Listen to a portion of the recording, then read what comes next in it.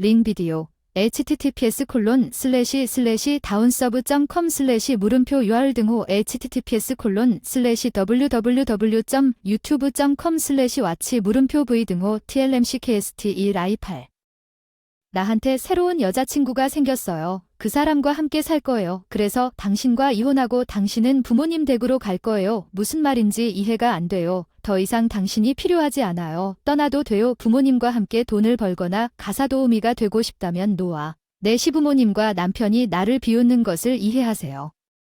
그들은 최악의 사람들이지만 나에게는 그게 더 낫습니다. 그러면 모두 내 이름을 남겨야 합니다. 이고 저는 32세 회사원입니다. 대학 졸업 후 평생을 일하며 살았습니다. 대기업에 입사하여 10년 정도 열심히 일했고 그 덕분에 승진 자격도 얻었습니다.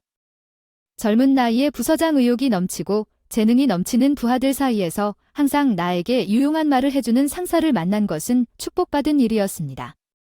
나는 일에 있어서는 매우 만족스러웠으나 개인적인 생활은 전혀 만족스럽지 못했습니다. 학생 때 남자친구가 한 번 있었는데 일을 시작한 이후로 번도 없었어요. 제 상황을 걱정한 친구가 저를 위해 만찬을 주최했는데 거기서 매튜를 만났어요. 그 사람은 친절했고 미소도 잘 짓고 정말 성격 좋은 사람이라는 인상을 받았어요. 그리고 그 사람은 나와 동갑이라 공통점도 많고 얘기하는 것도 즐거웠고 금방 친구가 되었고 연락처도 교환하고 같이 이해 나가기 시작했고 그 사람은 나에 대한 마음을 고백하고 함께 데이트를 시작했다. 우리는 잘 지냈고 그 사람이 프러포즈를 해서 결국 결혼을 하게 됐다.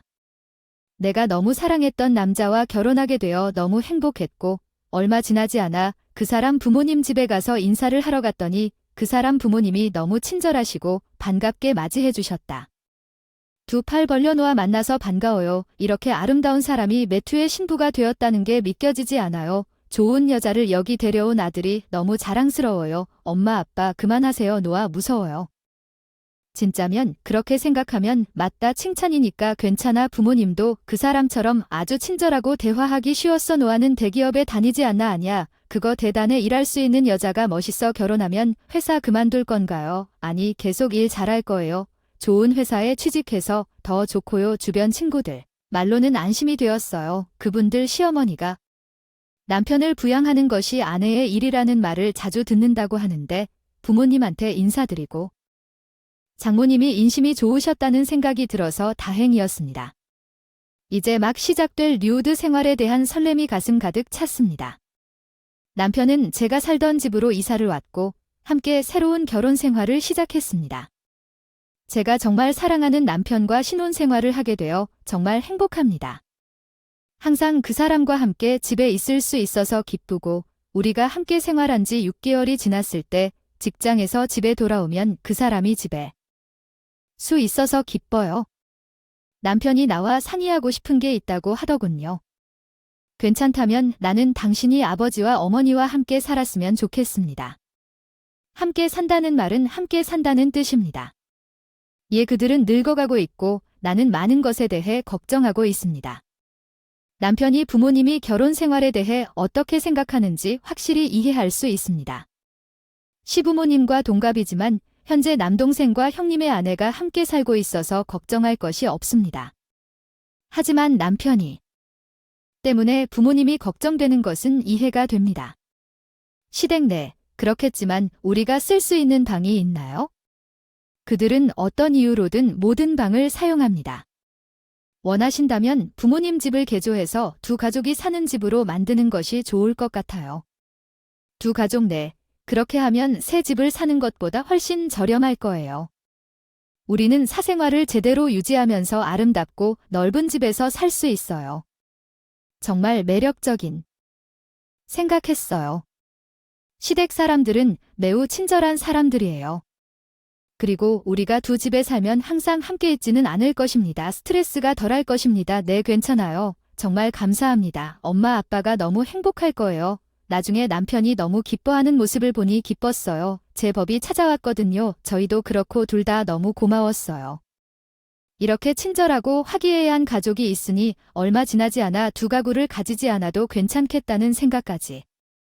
시댁집을 리모델링하는 것에 대해 남편과 의논했는데 비용이 10만 달러 정도 나올 것 같았는데 우리는 그것에 대해 논의하고 있었습니다. 남편이 놀라운 말을 했습니다. 사실 저는 리모델링 비용을 지불할 수 있는지 물어보고 싶은 부탁이 있습니다. 전액을 지불하시겠어요? 그때 남편이 매우 불편해 보였어요. 실제로 우리는 빚을 지고 있습니다. 남편도 저도 놀랐습니다. 시부모님이 연애할 때나 결혼할 때 그런 말씀을 하신 있어요. 빚이 15만 달러 정도 있어서 몇만 달러일 줄 알았는데 너무 놀랐어요. 돈이 너무 많아서 소리 지르고 말았는데 처음에는 나쁘지 않았는데 점점 늘어나서 갚으려고 해도 안 되더라고요. 부모님은 이미 연금을 받고 계셔서 갚을 수가 없어요. 원하는 만큼 돌려받고 빚은 점점 늘어나는 것 같아요. 갑작스럽고 충격적인 폭로에 시부모님이 이렇게 큰 빚을 지고 계신 줄은 몰랐습니다. 노하 부탁이 필요해요. 아버지와 시아버지가 더 이상 감당할 수 없는 빚을 갚을 수 있도록 도와주실 수 있나요? 그리고 저도 월급도 별로 좋지 않습니다. 그러면 힘들지 않을까요?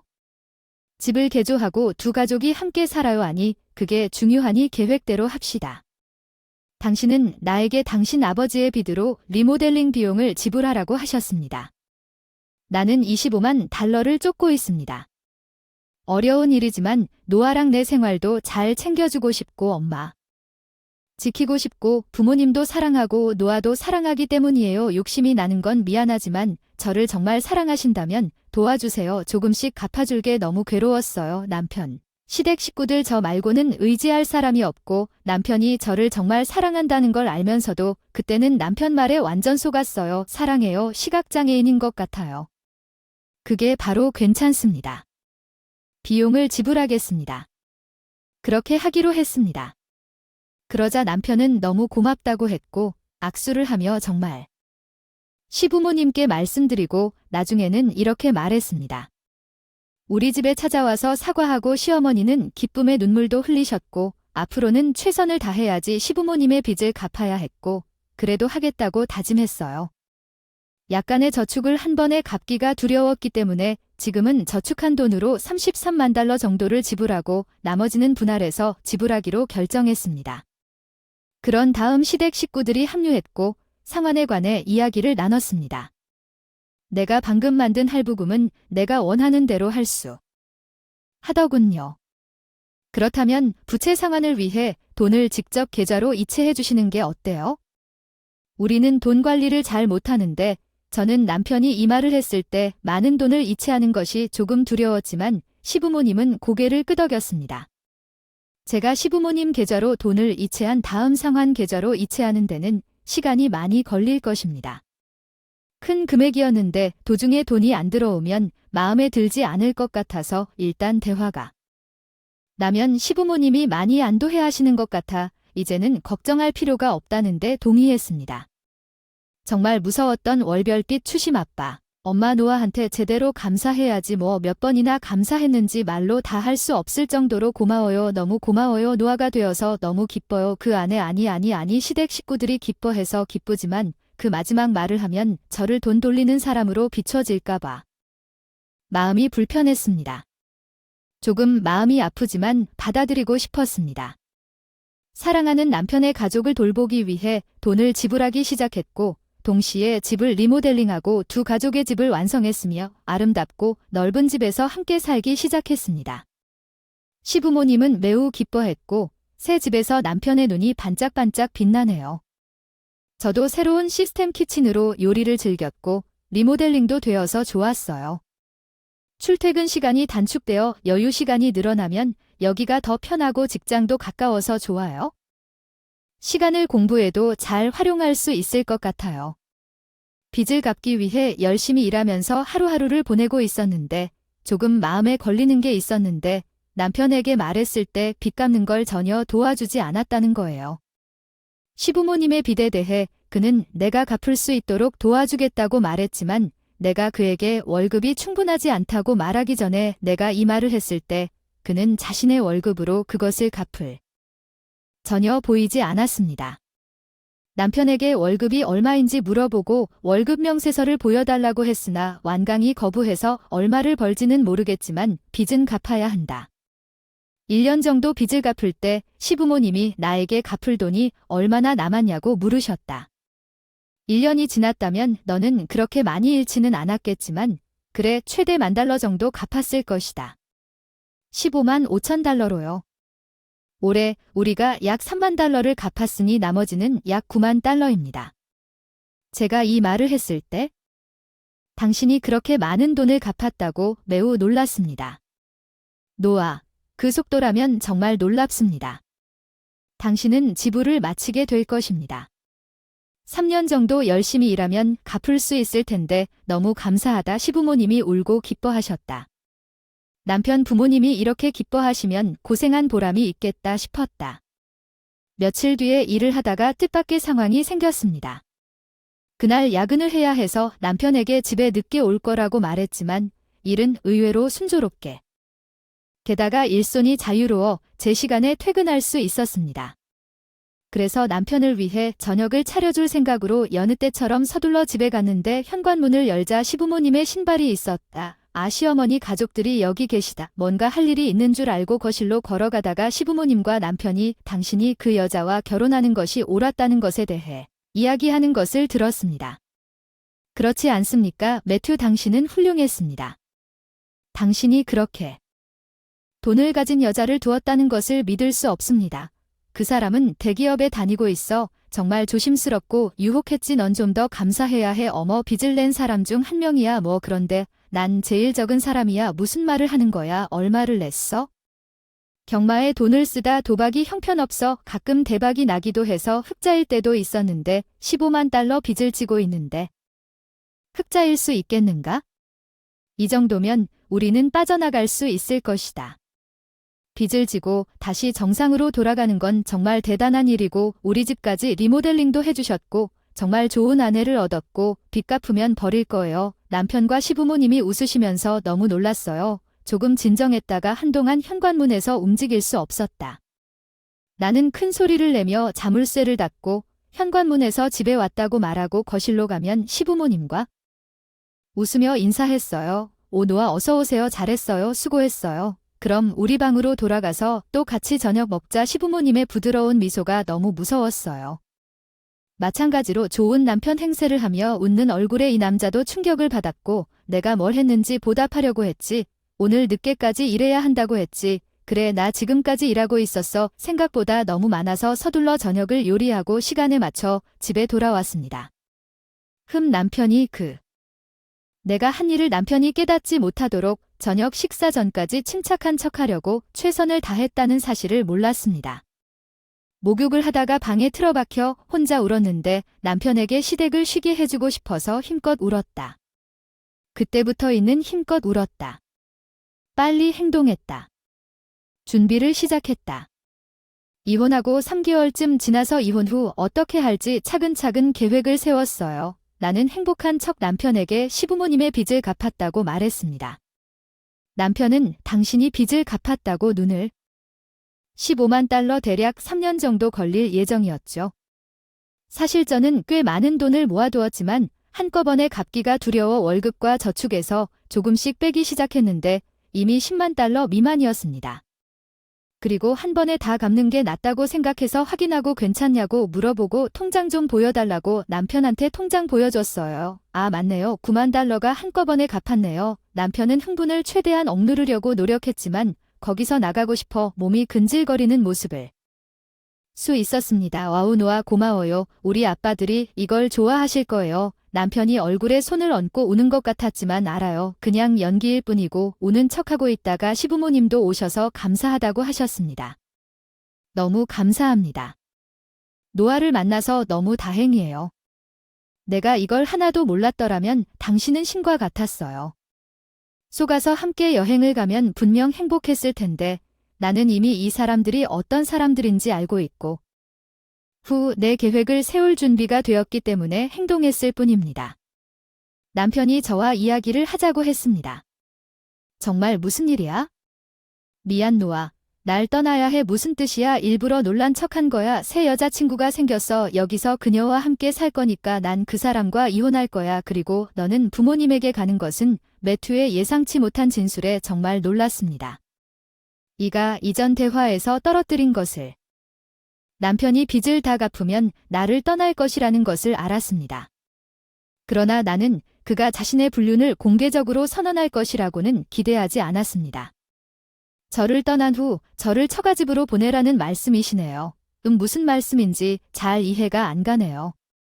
제가 이런 말을 했을 때 남편은 기분이 나빠져서 당신은 전혀 이해하지 못한다고, 더 이상 당신이 필요하지 않다고 했습니다.